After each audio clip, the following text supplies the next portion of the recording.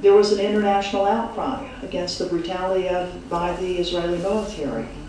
And as you saw on this video, there were demonstrations all over the world. Finally, government hours, and as people were being processed from the prison through the airport, then they were taken to the airliners and placed in the airliner. The airliners they all three left at once, which was at 1:30 the next morning. Our group of 11 women were some of the last ones to be processed out of the airport. The airport was probably it was a very tough place. There were a lot of beatings that took place. There were 2 American citizens that were beaten at the airport. Paula Rudy, who is a PhD linguistics person, and Ken O'Keefe, who happens to be from Honolulu. His mother runs a dive shop up at Haleiwa. Ken is quite an activist. He was the captain of the very first Free Gaza boat that went into Gaza in 2008. Previously, when the U.S. was about ready to bomb Iraq in 2003, he was living in London, and he decided that he would see if people wanted to go with him to be human shields in Iraq. And he took a whole double-decker bus load of people all the way from London all the way to Baghdad, and they were there to be part of an international presence to try to get the United States to stop from bombing Iraq. You may have seen Ken on TV. He did not wipe the blood off his face. It was cake blood that you saw when he was interviewed on Democracy Now! Virtually every uniformed group, whether it be immigration, military, customs, whatever, they were all there. And it was not a pretty sight. I mean, everybody was being very, very rough on everyone, to include us 11 women. As we were kept in the prison van that brought us from the prison to the airport, kept in that van for 5 hours without water and without being able to get out to go to the bathroom. And even though there were hundreds of people within this far to the van, and as we were beating on the walls of the van saying, we'd like to have a little water, we'd like to go to the bathroom, something like this, nobody would come. If anybody had had a seizure or a heart attack, they would have died where they were. It was not a stellar performance, I would say, from that group of people. And as we were brought out of the van and were walking up the stairway into the airport, all of a sudden one hand came out from this group of people and slugged one of the Greek women.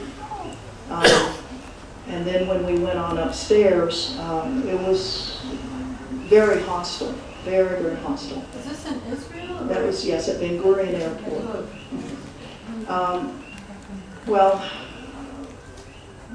We were some of the last ones to get processed out, and finally got on board the planes about 1 in the morning, and final count was taken by organization of who was where, did we have any missing people, and then trying to account where they were. And then by 1:30 we took off and then headed for Istanbul. All 3 planes, passengers plus 1 medevac flight that was carrying some of the wounded, and also the bodies of the 9 people. We landed in Istanbul about 3:30, and there were tens of thousands of Turkish citizens from Istanbul that were lining the roads from the airport to the medical center. We were there in the medical center for about 6 hours, and then taken to hotels, and then stayed 1 more day, and then the Turkish government paid for us to fly back to wherever we were from. My onward ticket was out of Athens, Greece, but I had not been taken there, so the Turkish government actually flew us home. So what happened? What was the result of all of this? 9 people killed, 50 injured. There was an international outcry against the brutality by the Israeli military. And as you saw on this video, there were demonstrations all over the world. finally governments of the world were saying to the Israeli government, you can't do this. And finally they started saying the words, and that siege, that blockade must end. The government has modified the blockade, the siege. They are allowing more types of goods to go in. They say they are increasing the volume of materials that will be able to come in, although we haven't seen, I don't know whether that is actually happening yet, whether the volume is increasing. They have said they're not going to change the policy on people, that indeed people, the movement of people is still strictly controlled by the Israeli government. And that's one of the reasons that we will be having a second flotilla, that we will be challenging these policies until that blockade is completely broken, completely broken.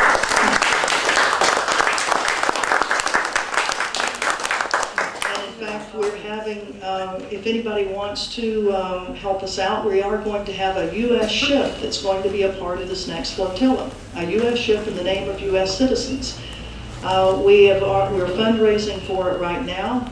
It's not a cheap deal. Let me tell you, it's not at all a cheap deal. It's going to cost between $300,000 and $370,000, but in a period of 4 weeks, we've already raised $160,000. So, and what we're going to be calling it is the audacity of hope. So right back in the face of the Obama administration that said that the deaths of the people on the flotilla were regrettable. Whereas the comments of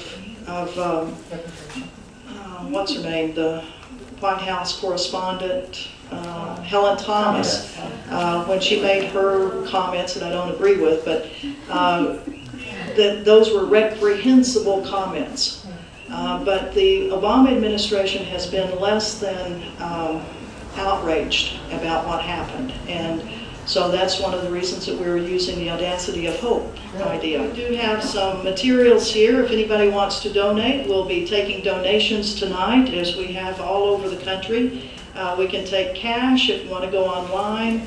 We have a website called us2gaza.org, ustogaza.org. If anybody is so inclined for checks, we've got physical sponsors that you can write the checks to. So I'll pass these around if anybody would care to make any donations. And if we have a little pod over there, if you want to send anything around right now, I'd be glad to take and deposit any donations that you have for the U.S. to Gaza. Because it is important that we, the citizens, because this is a citizens movement. This is when the governments of our world refused to act. That's where the citizens got busy and started doing these flotillas and these boats. So if anybody wants to help us, we'd be glad to do that. So with that, why don't I stop here, and then whatever questions you may have. But thank you very much. Thank you.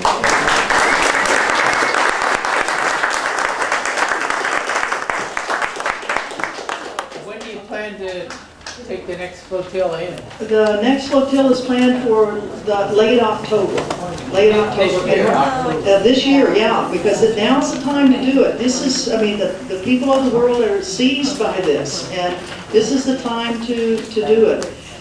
We may have up to 10 ships this time.